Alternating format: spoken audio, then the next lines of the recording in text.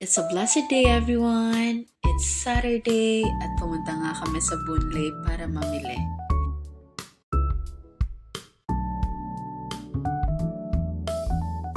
At dahil hindi pa nga kami nakakapag-almusal at halos lunchtime na, ay bumili nga kami ng tinapay na char siu bread.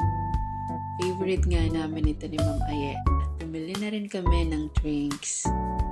Wala sana sa plano namin ang kumain ng rice dito, kaso nga lang ang sasarap talaga ng binibentang foods. Kaya naman napabili na. Ito na nga yung napili ko, rice and pork na may masarap na sarsa. Hindi ko alam kung anong pangalan nito.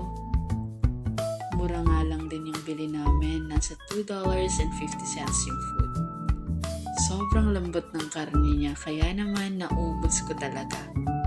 Lego. So that's all for now. Thank you so much everyone. God bless and see you later.